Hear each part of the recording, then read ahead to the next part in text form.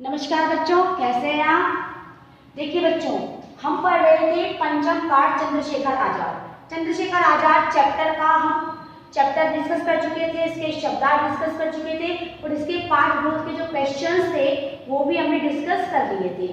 अब बारी आती है बच्चों व्याकरण बोध के प्रश्नों की।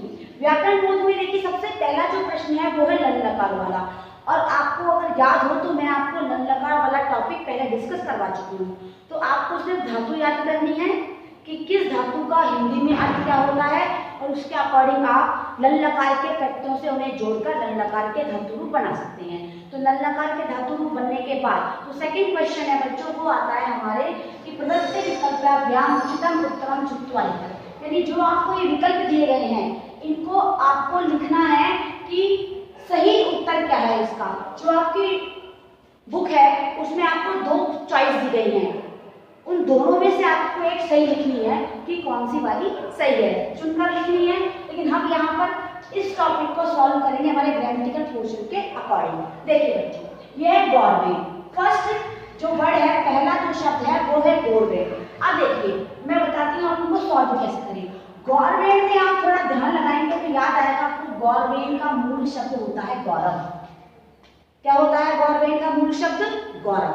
अब देखिए गौरव जो शब्द है वो है अकारांत, क्योंकि बताया था आपको कि जो अकारांत, इकारांत, उकारांत और विकारांत चारों में सभी शब्द रूप चलते हैं और तीनों लिंगों में चलते हैं, स्त्रीलिंग, पुल्लिंग और नपुंसकलिंग में। लेकिन नपुंसकलिंग के सभी में प्रथमा और द्वितीया में रूप अलग होते हैं और बाकी तृतीया से लेकर सभी रूप पुल्लिंग के समान चलते हैं। अब देखिए गौरव जो शब्द है वो है आपका अकारांत पुल्लिंग। नपुंसकलिंग पुल्लिंग आप किसी भी उसमें लेंगे इसे तो दोनों में ही इसका जो अर्थ होगा वो बच्चों तृतीया से सेम चलेगा। तो देखिए गौरव का जो रूप है, आप देखिए तृतीया में एक वचन में जो राम का रूप होता है वो होता है रामेण। क्या रूप होता है बच्चों? रामेण। और गौरव का रूप क्या बना है? गौरवे। तो ये किसका रूप हुआ? तृतीया के एक वचन।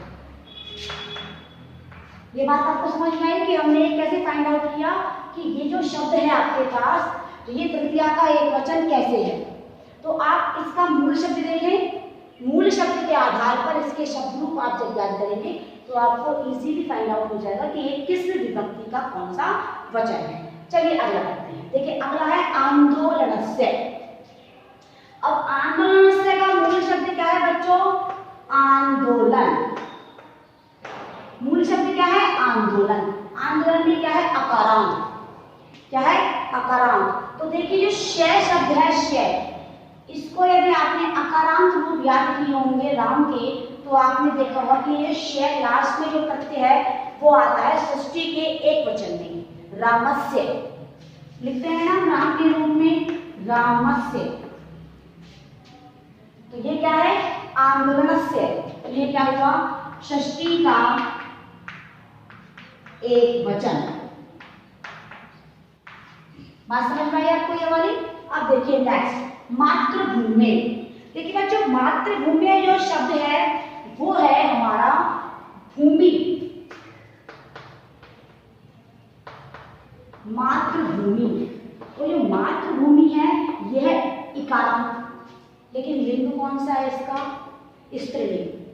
ठीक है, तो जैसे हमारे मति के रूप चलते हैं, मति का रूप होता है मत्यई, इसमें होता है चतुर्थी एक वचन। इसमें होता है बच्चों चतुर्थी एक वचन। अब देखिए बाल्यकाला। बाल्यकाला का मूल शब्द क्या है बच्चों? बाल्यकाल। वही अकारांत है और ये बाल्यकाला तो ये तय कब आता है? राम के रूप में लगाएंगे हम रामा। कब आता है? पंचमी एक वचन।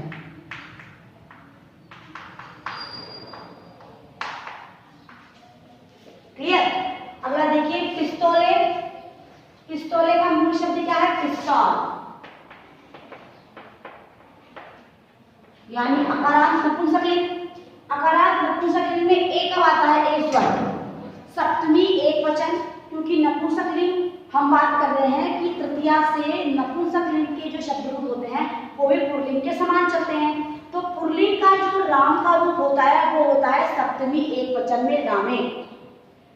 तो अगर हम पिस्तौल का रूप निकालते हैं तो पिस्तौल का रूप होगा पिस्तौले। कहाँ होगा? सप्तमी एकवचन में। कहाँ होगा बच्चों? सप्तमी एकवचन। इसके बाद देखिए बच्चों नगरेशु। नगरेशु का मूल शब्द क्या है? नगर। नगर वही रे यानी वही नाम। अकारांत पुल्लिंग।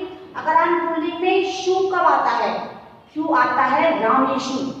याद कीजिए आप, शु कब आता है? सप्तमी बहुवचन में।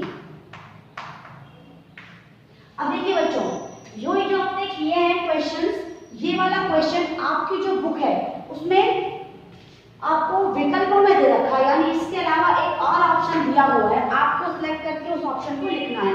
लेकिन ये मैंने आपको इसलिए डिस्कस करवाया ताकि आपको ये समझ आए कि हमने इसे ही क्यों चुना, यानी इसका जो ये वाला ऑप्शन है हमने इसे ही क्यों चुना है, दूसरे वाले को क्यों नहीं चुना, क्योंकि इसका रीजन क्या है ये जो मैंने अभी आपको क्लियर किया है।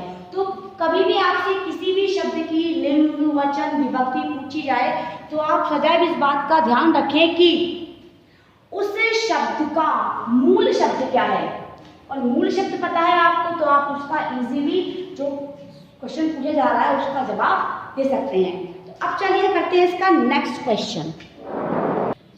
तो बच्चों अब करते हैं इसका अगला प्रश्न, क्वेश्चन नंबर 3। क्वेश्चन नंबर 3 क्या रहा है बच्चों कि आपको जो ये शब्द दे रखे हैं इन सबके बहुवचन लिखने हैं। बहुवचन इसका मतलब ये होगा कि जितने भी शब्द आपको दे रहे हैं ये सभी किसमें हैं? एक वचन में। अब देखिए पहला है वीर। वीर क्या है? पुल्लिंग का शब्द है, प्रथमा एक वचन का, तो इसका जो रूप होगा वो होगा वीरा। क्या रूप होगा? राम है रामौ रामा, तो वीर है वीरौ वीरा। अब देखिए जने। जने का बहुवचन होगा बच्चों जना, क्योंकि राम है रामौ रामा, जन है जनौ जना। योजना। योजना जो शब्द है बच्चों वो है स्त्रीलिंग का, तो रमा के रूप चलाते हैं हम, तो रमा रमे रमा। लेकिन जब बहुवचन में लिखेंगे तो रमा में हम क्या लगाएंगे बच्चों? विसर्ग। तो यहाँ भी हम बहुवचन में क्या लगाएंगे? योजना के साथ विसर्ग। क्या लगाएंगे बच्चों? विसर्ग। अब देखिए ग्रहम। ग्रहम जो है वो माँ है, माँ यानी नपुंसकलिंग का शब्द है। अब देखिए नपुंसकलिंग का जो शब्द होता है उसके रूप चलते हैं फलम फले फलानी, तो ग्रहम ग्रहे ग्रहाणी। क्या लिखेंगे बच्चों? ग्रहम ग्रहे ग्रहाणी। सै। सै एक सर्वनाम शब्द रूप है। सै तौ ते, ये तत् के रूप चलते हैं। ये सै क्या है? तत् का पुल्लिंग है, तत् का पुल्लिंग। सै तौ ते, तो सै तौ ते इसका बहुवचन। और सा क्या है? सा भी क्या है? तत् ही है, सर्वनाम शब्द रूप, लेकिन लिंग कौन सा है? स्त्रीलिंग का। ये जो लिंग है सै वाला वो है बच्चों पुल्लिंग, और ये जो सा है वो है स्त्रीलिंग, तो सा ते ता। इसका बहुवचन क्या होगा? सा ते ता। अहम जो है बच्चों वो होता है उभयलिंगी सर्वनाम शब्द रूप अस्मत् का। अस्मत् का अर्थ होता है मैं, अर्थात फर्स्ट पर्सन। तो फर्स्ट पर्सन जो है उसके रूप चलते हैं अहम आवाम वयम। तो इसका जो बहुवचन होगा वो क्या होगा बच्चों? वयम। और ये तुम जो आपको शब्द रूप रखा है इसका अर्थ होता है तुम, और ये तुम भी क्या है? उभयलिंगी सर्वनाम शब्द रूप, इसके रूप चलते हैं युष्मत् के नाम से। और हम लिखते क्या है इसको? त्वम, युवाम और युयम। क्या लिखते हैं बच्चों? त्वम, युयाम और युयम। तो ये है इसके बहुवचन। अब बात करते हैं हम क्रियाओं की। तो देखिए क्रियाओं में साफ साफ आपको दिख रहा है कि ये जो आ लग रहा है इसका मतलब ये हुआ कि सभी क्रियाएं किसकी हैं? भूतकाल की, अर्थात लल लकार की। तो आपको इन सबका बहुवचन लिखना है, तो कैसे लिखेंगे? यदि ये लिखा हुआ है ए पठन, तो ए पठत, ए पठताम, ए पठन। क्या लिखेंगे इसका बहुवचन हम? ए पठन। ठीक है, इसका बहुवचन ये रहा। अब ए गच्छत का ए गच्छन,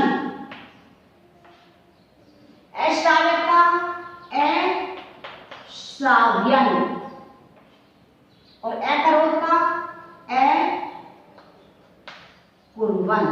अब आप इस बात का ध्यान रखिए बच्चों कि आप जो कर रहे हैं वो कर रहे हैं आप बहुवचन, एक वचन को कन्वर्ट किया है आप बच्चों ने बहुवचन में। यानी अभी तक जो क्रियाएं थी वो एक के लिए हो रही थी, क्रियाएं एक के लिए और जो कर्ता थे वो एक थे, लेकिन अब जो हमने इनको बदला है वो हमने दो से ज्यादा के लिए बदला है।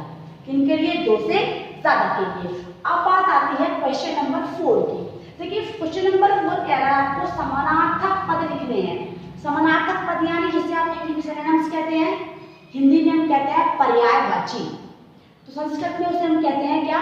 पर्याय पद या समानार्थक पद। समानार्थक अर्थात समान अर्थ वाले पद। अब देखिए बाल्यकाले है, बाल्यकाले का समानार्थक शब्द होता है शैशव काले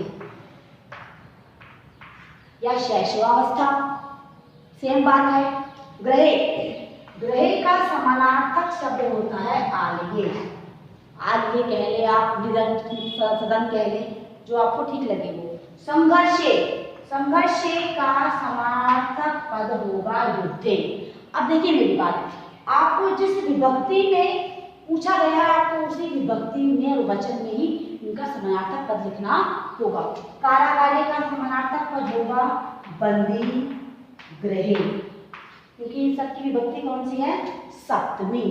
हस्ते, हस्ते का होगा समानार्थक पद करे और चलने का समानार्थक पद होगा आधे। यानी इसका अर्थ है बचपन और इसका भी समान अर्थ है बचपन। इसका और इसका, इन दोनों शब्दों का समान अर्थ है हमारा घर। जो थर्ड है आपका, उसका अर्थ है संघर्ष और युद्ध। आप समझते हैं युद्ध का अर्थ क्या होता है? कारागारे बंदी गृह, सेम अर्थ है हस्ते का हा करे और चढ़ने का पादे। तो ये जो बहुवचन वाले क्वेश्चन, समानार्थक पद वाले क्वेश्चन, इन क्वेश्चन को डिस्कस करने के बाद आप इस चैप्टर को कंप्लीट कर लें। अपनी पहले अपनी बुक में करें और बुक में करने के बाद अपनी कॉपीज में नोट डाउन करें। Thank you and have a nice day बच्चों।